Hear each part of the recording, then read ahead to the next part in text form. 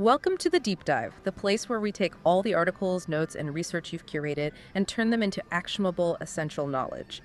Today, we are strapping in for what is, well, it's arguably the most transformative topic of our generation, the AI revolution, and what it really means for how we work and think and learn. It is a moment of seismic shift. I remember when Sundar Pichai at Google, this was back in 2016, he compared AI to fundamental forces like fire or electricity. And it sounded like hyperbole back then, didn't it? Totally.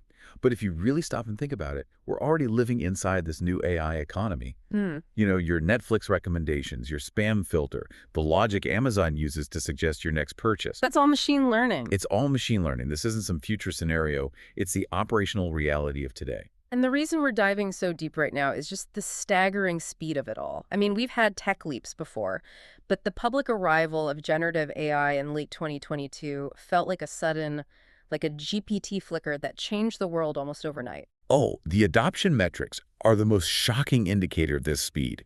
Think about ChatGPT's public launch. It took only 5 days to get to 1 million daily active users. 5 days. 5 days. Now compare that to the giants of social media. TikTok needed, what, 9 months? And Instagram took 2.5 years. Exactly. And within just 2 months, ChatGPT had 100 million daily active users. That kind of pace it's truly unprecedented in human history. Okay, so let's unpack this. We know you want to understand what this all means for your career, for your skill set. So our mission for this deep dive is threefold. First, we're going to slow down and just clarify the core technical ideas behind these systems. Second, we'll look at how AI is fundamentally changing white-collar work. And finally, we're going to define the single most important skill you need right now, which is AI literacy. Let's start by slowing the pace down a bit with some AI basics, because the terminology gets confusing really fast. Early AI research, like back in the 50s, focused on what they called expert systems. Right, and those systems relied entirely on rules and explicit logic. You can think of like the emergency medical hologram in Star Trek. He was completely limited by the programming rules he was given. So it could only do what a human explicitly told it to do. Exactly. The field completely revolutionized when researchers shifted to machine learning. Instead of giving the system rules, you just feed it data, and you let it use probability and statistics to recognize patterns and generalize from there. And that's the big shift. It moved from following instructions to learning and predicting on its own. Precisely. And that learning capacity gets amplified through what we call neural networks, which are, computational systems that are modeled loosely on the human brain. Okay. And when those neural networks get incredibly complex, with multiple layers processing all this data, that's deep learning. That's the power behind things like facial recognition or instant language translation. But the real revolution, the thing we're all talking about now, centers on foundational models. Yes. These are massive general-purpose systems trained on immense, varied data sets. They can handle all sorts of different tasks. And that's what gave us the large language models, or LLMs. It's fascinating because they started with language, but the research shows they're now being used as general problem solvers. They can process anything from DNA sequences and music scores to computer code, even brain waves. And the key is in that acronym everyone knows, GPT, Generative Pre-trained Transformer. I think we really need to pull apart those 3 letters to understand what's going on under the hood. Okay, let's do it. Let's start with the P, pre-trained. What does that actually mean beyond just a lot of data? It means they've assimilated a gargantuan portion of human culture and knowledge. GPT-3, for instance, was pre-trained on 45 terabytes of text. 45 terabytes? That's over 12 trillion words. That huge input is what gives them this baseline understanding to answer almost anything you throw at them. Then you have the T transformer, and this is the architecture, the secret sauce that lets it understand context, right? It's what separates these models from the older, dumber chatbots. Precisely. The transformer architecture works by allowing the system to look at every piece of information at the same time. So think of it less like reading a book word by word, and more like being a detective who reads a full paragraph and instantly weighs the significance of every single word in relation to every other word. So it's about seeing the whole picture at once. Exactly. This instantaneous contextual comparison is what lets it predict the next word with such startling accuracy. It's what makes the output feel coherent. And that accuracy and nuance is directly tied to this idea of parameters, which is basically the complexity and the memory of the system. It's the sheer scale of it all. When we talk about parameters, we're talking about the number of connections in the neural network. So the more parameters, the more nuance the model can handle. GPT-2 had about 1.5 billion parameters. GPT-3 jumped to 175 billion. And the estimated GPT-4 model is thought to contain 1.76 trillion parameters. That magnitude jump, that explains the dramatic difference in performance we've all seen. Really does. I mean, the best real-world example is the U.S. bar exam. GPT 3.5, the initial public version, it failed.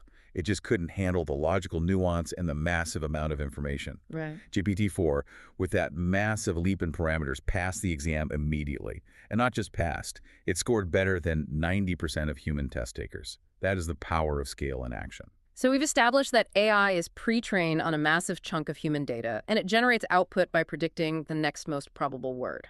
That leads us right into the double-edged sword part of this, the core problems of bias and hallucinations. Yeah, if the model is pre-trained on human data, it assimilates the good, the bad, and the ugly of human thought, culture, and history.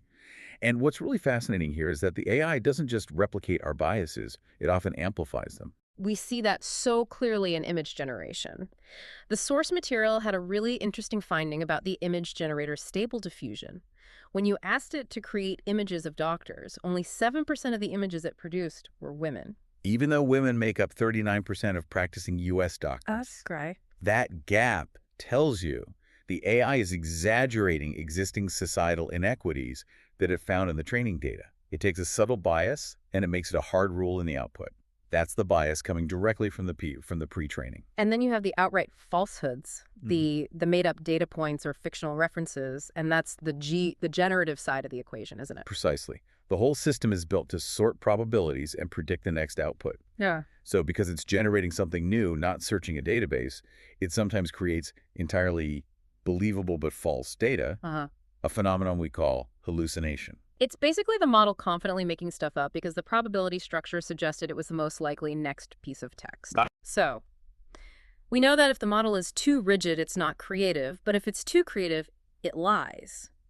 How do humans even try to control that volatility? Well, that's managed through something called the temperature setting. It's one of the parameters users can adjust. A temperature of 0 means the model is deterministic. It always returns the word with the absolute highest probability. Okay, so it's predictable. Very. But if you turn up the temperature, you introduce randomness. You allow the model to choose less probable words.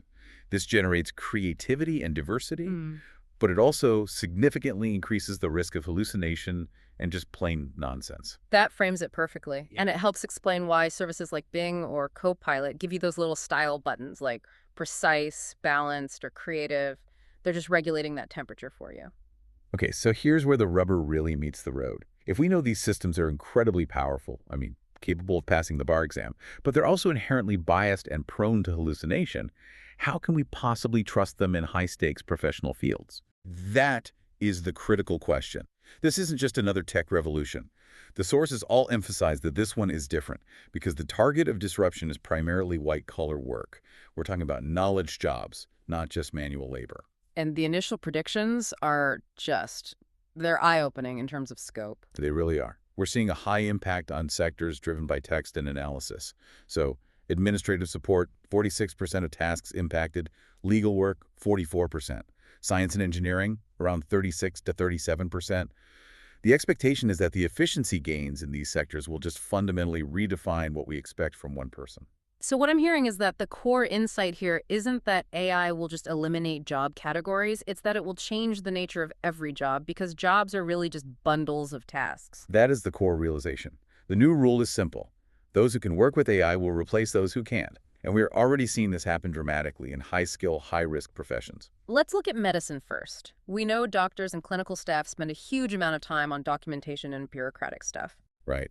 And now you have digital medical assistants like the ones from Augmedix that provide real-time clinician support. Yeah. They listen during the patient consultation, they generate clinical notes, assess risk, and most importantly, they transform those diagnoses and procedures into the universal medical alphanumeric codes that insurance companies require. And the claims suggest these systems are saving doctors 2 to 3 hours of work per day. 2 to 3 hours a day. That's an immense productivity spike. But that raises a really important critical question. If AI is saving doctors 3 hours a day, who pockets that time? the doctor, or the system that now demands more efficiency and seeing more patients? That is the strategic issue we have to grapple with, and it's why understanding these implications is so important. We're seeing the same model in the legal world. Customized legal assistants like Casetext Co-Counsel use AI to focus on the time-consuming, heavy-lifting tasks, things normally given to junior lawyers: document review, summarizing precedent, analyzing contract compliance. So it offloads the grunt work, the high volume, repetitive tasks that eat up massive amounts of billing hours. And that brings us directly to what the sources call the C-work problem. If AI can consistently produce average or C-work that is competent, predictable, and fast, then C-level work from a human is no longer good enough for employment. The baseline standard has been raised. So if the machine can do the average synthesis and organization, then human value shifts entirely to the strategic, the contextual, and the novel. Exactly. The human now has to define what better than AI work even looks like. It has to involve synthesizing knowledge across disciplines, applying deep strategic thinking, or incorporating emotional intelligence.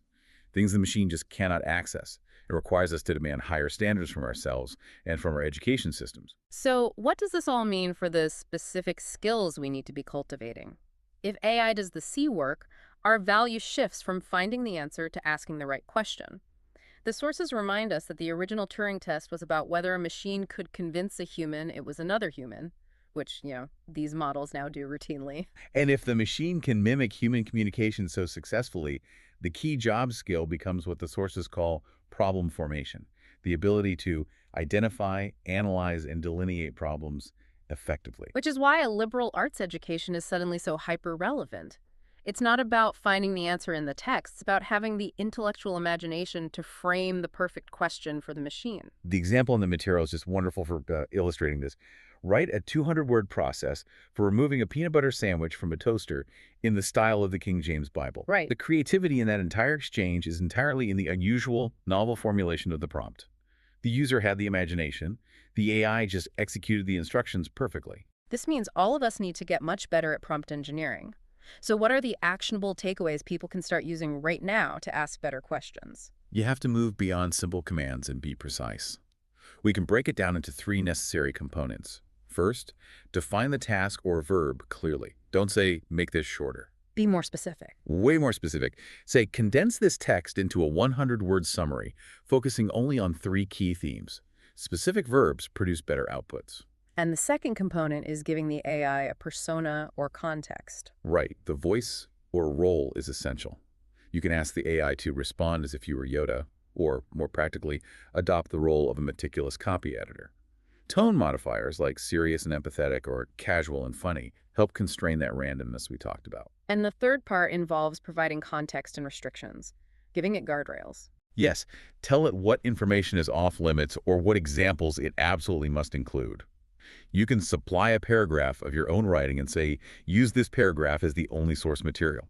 By being explicit about the restrictions, you drastically reduce the chance of hallucination and you improve the relevance of the output. And there are those fascinating meta-instructions that seem to improve accuracy in a really counterintuitive way. What's truly wild is the finding that adding human-centric instructions like, take a deep breath and work on this problem step by step. Wait, really? Yes, it led to significantly higher accuracy in complex reasoning tasks.